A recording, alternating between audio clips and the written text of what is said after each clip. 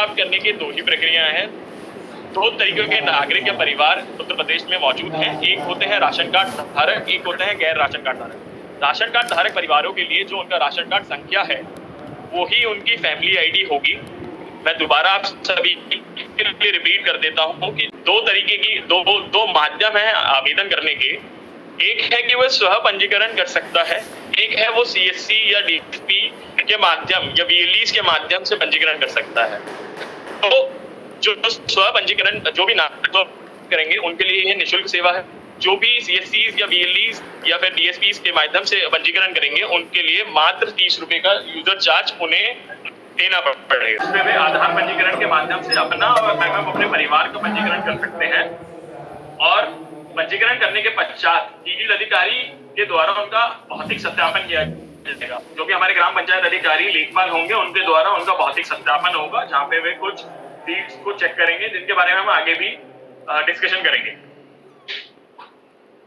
अब family ID पंजीकरण करने के दो माध्यम हैं। एक, कोई भी नागरिक या कोई भी सदस्य, किसी भी परिवार का कोई भी सदस्य स्व पंजीकरण के माध्यम से फैमिली आईडी प्राप्त कर सकता है या फिर सीएससी के माध्यम से वह पंजीकरण कर सकता है। स्व पंजीकरण में यह सेवा निःशुल्क सेवा होगी, उससे कोई चार्ज नहीं लिया जाएगा। पर अगर वह सीएससी के माध्यम से, जन सेवा केंद्रों के माध्यम से या डीएसपी के माध्यम से, वीएलईज के माध्यम से अगर वह पंजीकरण करता है तो मात्र 30 रुपए उससे चार्ज किए जाएंगे, जिसका डिस्ट्रीब्यूशन कुछ इस तरह है। यहां तक आई गेस सबको क्लियर होगा। तो जैसा कि मैंने आपको बताया कि पोर्टल पे हम जाके अपना पंजीकरण कर सकते हैं।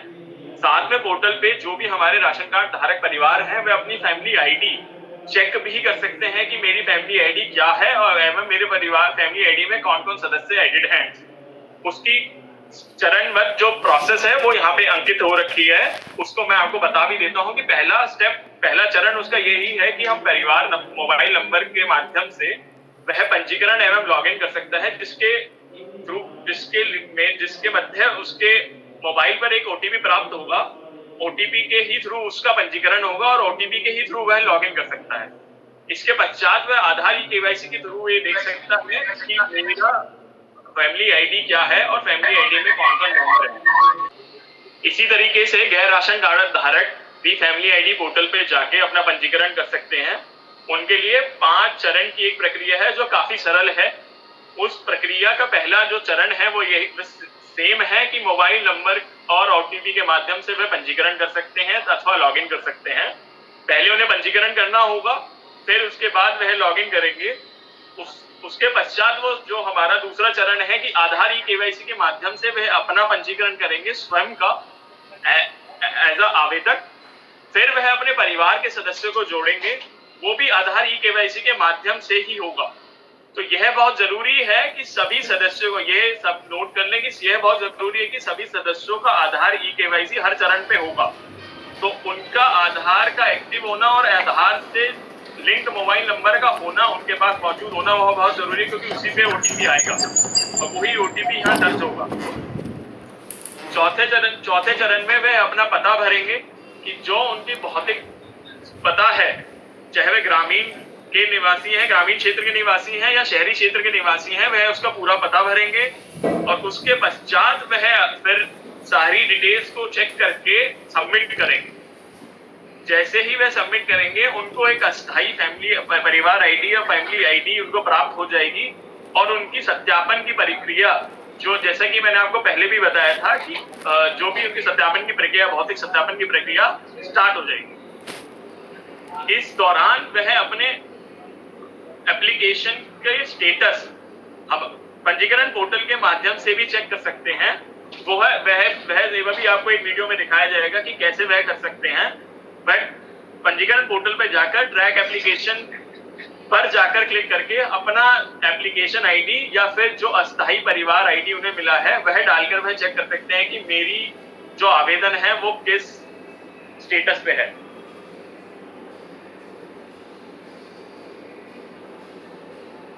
अरे सर थोड़ा हाँ जी, ठीक है। इसी के लिए नागरिकों के लिए ये सेवा को थोड़ा सरल बनाने के लिए कुछ मार्गदर्शक सामग्री भी पंजीकरण पोर्टल पर अपलोड की गई है, जिसमें पहला है यूजर मैनुअल, जिसमें एक स्टेप बाय स्टेप प्रोसेस वहां पे डाली गई है, चरण बाय चरण, कि किस तरीके से वह अपना पंजीकरण कर सकते हैं। साथ ही दूसरा जो सामग्री है वो है FAQs, अक्सर पूछे जाने वाले सवाल, जो भी उनके मन में सवाल होते हैं, जो हमने ये उनके हमारे पास आने वाली ईमेल से हमें ये तो हमारे पास आने वाली जो ईमेल से लोग जो नागरिकों की क्वेरीज आती हैं, क्वेश्चंस आते हैं, सवाल आते हैं, उनसे हमने ये अक्सर पूछे जाने सवालों का एक सामग्री बनाई है, जो भी ये भी पोर्टल पे अपलोडेड है। साथ में एक ट्यूटोरियल वीडियो, जिससे उन्हें पता लगे कि कैसे मैं अपना पंजीकरण कर सकता हूँ, वह पोर्टल पे डाल रखा है। आप लोगों के लिए भी ये सामग्री मौजूद है, आप भी इस सामग्री को पोर्टल पे जाके चेक कर सकते हैं। साथ ही इस प्रेजेंटेशन या इस मीटिंग के समाप्त होने के बाद आप लोगों को ये सामग्री उपलब्ध करा दी जाएगी। जैसा कि मैंने बताया कि ये सामग्री के चरणवार तरीके से हर स्टेप प्रोसेस डाली हुई है। साथ ही साथ ये द्विभाषीय है कि इंग्लिश में भी और हिंदी में भी हमारे अक्सर पूछे जाने वाले सवाल और यूजर मैनुअल हमारे पोर्टल पे अपलोडेड है। तो जो जिस भाषा में समझ में आता है वो उस भाषा का सामग्री को डाउनलोड करके वह चेक कर सकते हैं कि मैं किस तरीके से अपना पंजीकरण कर सकता हूँ। ऐसे ही अक्सर पूछे जाने वाले सवाल, जिसमें फैमिली आईडी क्या है, फैमिली आईडी की आवश्यकता क्यों है, क्या फैमिली आईडी अनिवार्य है, ऐसे सभी सवालों का जवाब वहां पे अंकित किया गया है। तो वह सामग्री आपको, जैसा कि मैंने बताया, वो आपको उपलब्ध करा दी जाएगी। इसके अतिरिक्त कुछ ऐसे सवाल हैं जो नागरिकों के द्वारा हमसे हमारी ईमेल आईडी पे पूछे जा रहे हैं। वो कुछ सवाल हमने यहाँ अंकित करे हैं और उनके जवाब भी यहाँ अंकित करे हैं, ताकि आपको भी थोड़ा क्लियर हो जाए। पहला सवाल जैसा ये अक्सर आ रहा है कि फैमिली आईडी पंजीकरण कौन आवेदक हो सकता है? हेलो, फिंगर द्वारा नहीं बन पाएगा। बहुत लोगों के पास आधार कार्ड, मोबाइल नंबर फिट नहीं रहता, तो उसके आधार OTP के माध्यम अलग नहीं बन पाएगा। आपका सवाल मुझे समझ में आता है कि हम मीटिंग कंप्लीट कर लेते हैं, उसके बाद आप ये सवाल पूछ लीजिएगा।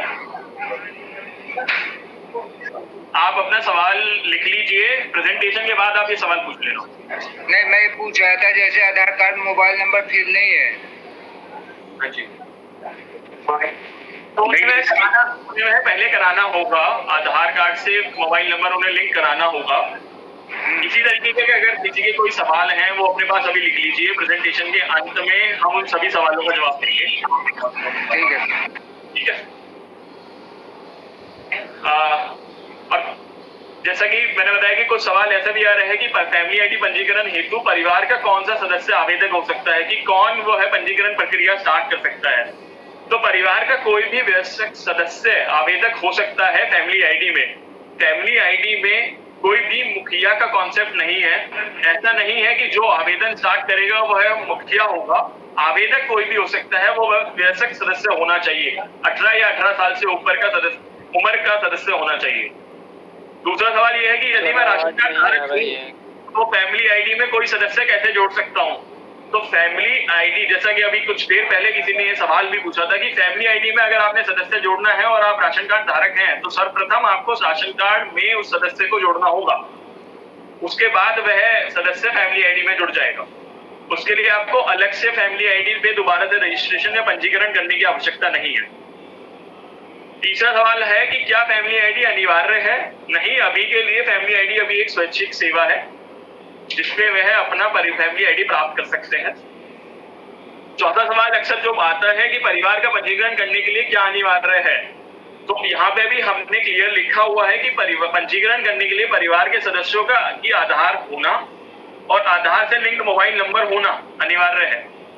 जैसा कि आपको मैंने प्रोसेस में भी बताया, चरणवार प्रोसेस में भी बताया, प्रक्रिया में भी बताया कि आधार KYC के थ्रू ही सबका पंजीकरण होगा। तो इसका मतलब ये है कि आधार से लिंक मोबाइल नंबर पर उनका OTP आएगा, तो वह मोबाइल नंबर उनका आधार से लिंक होना आवश्यक है, अनिवार्य है। इसके साथ ही कुछ परिवार आईडी या फैमिली आईडी के बारे में कुछ आम गलत धारणाएं हैं जो लोगों के सवालों से हमें निकल कर आई हैं, उनको भी मैं यहाँ एड्रेस करना चाहूंगा ताकि आप लोगों को भी क्लियर हो कि फैमिली आईडी कार्ड को पहचान प्रमाण के रूप में इस्तेमाल किया जा सकता है। नहीं, फैमिली आईडी आपकी पहचान का प्रमाण नहीं है। फैमिली आईडी सिर्फ एक परिवार के को एक आईडी अलोकेटेड है जो उत्तर प्रदेश सरकार की योजनाएं हैं उनके लिए यूज कर सकते हैं उसे, लेकिन कोई वो पहचान पत्र नहीं है। दूसरा सवाल ये आता है कि फैमिली आईडी प्राप्त करने के पश्चात मैं और मेरा परिवार राशन कार्ड एवं राशन पाने के पात्र होंगे। नहीं, फैमिली आईडी प्राप्त जो गैर राशन कार्ड धारक हैं, अगर वह फैमिली आईडी प्राप्त कर लेते हैं, वह प्राप्त करने के पश्चात वह राशन कार्ड और राशन पाने की पात्रता का नहीं होंगे। फैमिली आईडी राशन पाने की पात्रता का प्रमाण नहीं है। उसके लिए आपको राशन कार्ड के लिए ही रजिस्टर करना होगा, उसके लिए ही पंजीकरण करना होगा अलग से।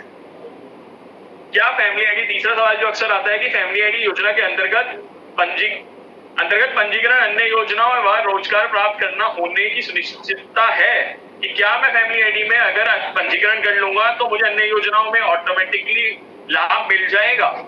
नहीं, फैमिली आईडी योजना के अंतर्गत पात्र लाभार्थियों का चिन्हांकन कर उनकी प्राथमिकता को सुनिश्चित करना है। जैसा कि मैंने आपको दृश्यों में बताया था कि उससे चिन्हांकन करेंगे कि क्या पात्र लाभार्थियों तक पात्र पहुंच रहा है, जो जरूरतमंद परिवार है उन तक पहुंच रहा है, उनका चिन्हांकन करेंगे और उनको योजनाओं का लाभ पहुंचाने में प्राथमिकता देंगे।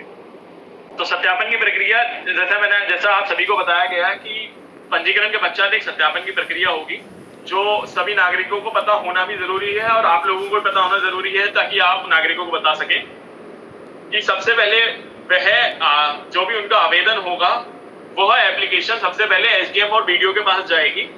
एसडीएम और बीडीओ उस आवेदन को लेखपाल या ग्राम अधिकारी को भेजेंगे। फिर ग्राम अधिकारी और लेखपाल उसका फील्ड वेरिफिकेशन करेंगे, उनका भौतिक सत्यापन करेंगे, जहां पे वे जाके चेक करेंगे कि परिवार के सभी सदस्य को जोड़ा गया है या नहीं जोड़ा गया है और परिवार का पता सही है या नहीं है। जैसे ही वह सत्यापन कर लेंगे उसकी वो एक रिपोर्ट आख्या सबमिट करेंगे जो एसडीएम और बीडीओ के पास जाएगी और एसडीएम और बीडीओ उस आख्या के बेसिस पे यह जो भी उनका आवेदन होगा उसका अप्रूवल या रिजेक्शन करेंगे। उसके पश्चात अगर वह अप्रूव करते हैं उसके पश्चात उन्हें 12 डिजिट की फैमिली आईडी मिल जाएगी। ये 4 हैं जिसमें पहली अपेक्षा आपसे ये है कि नागरिकों के देख सकते हैं और उनके शंका और प्रश्नों का समाधान कर सकते हैं। साथ ही आप हमें भी रीच आउट कर सकते हैं किसी भी प्रश्न और शंका को लेकर। तीसरा है कि गैर राशन कार्ड धारकों नागरिकों को फैमिली आईडी पंजीकरण करने में सहायता करें और साथ ही राशन कार्ड धारक नागरिकों को फैमिली आईडी को देखने और उसमें दर्ज विवरण की जांच करने में सहायता करें। जैसे कि आपको बताया गया कि पोर्टल पे आके, पंजीकरण पोर्टल पे आके जो राशन कार्ड धारक हैं वह भी यह चेक कर सकते हैं कि मेरी फैमिली आईडी क्या है और फैमिली आईडी में कौन कौन सदस्य जुड़े हुए हैं। तो उनको इसमें भी सहायता करें ताकि उनको अगर कोई सदस्य जोड़ना है वो उन्हें पता हो। फैमिली आईडी पोर्टल पर प्राप्त आवेदन को जैसा कि जितेंद्र जी ने आपको बताया था कि अभी कुछ प्राप्त आवेदन में थोड़ा स्लो है, तो हमें अभी तक 63,000 कुछ आवेदन प्राप्त हुए हैं, जिसकी प्रगति रिपोर्ट ये है हर जनपद की। तो जैसा कि हम देख सकते हैं कि कुछ जनपदों में अभी भी फैमिली आईडी से संबंधित जागरूकता बहुत ही कम है, तभी आवेदन काफी कम आ रहे हैं कुछ दूसरे जनपदों के से अगर हम कंपेयर करें तो आपसे यही अपेक्षाएं हैं कि आप लोगों में जागरूकता बढ़ाएं और लोगों का पंजीकरण फैमिली आईडी पे कराएं, क्योंकि हमारे उद्देश्यों की प्राप्ति के लिए सर्वप्रथम यही जरूरी है कि सभी परिवार उत्तर प्रदेश के फैमिली आईडी पे पंजीकृत हो, तभी उनको वह लाभ में प्राथमिकता दी जाएगी और लाभ उनके 100% कवरेज हो पाएगी।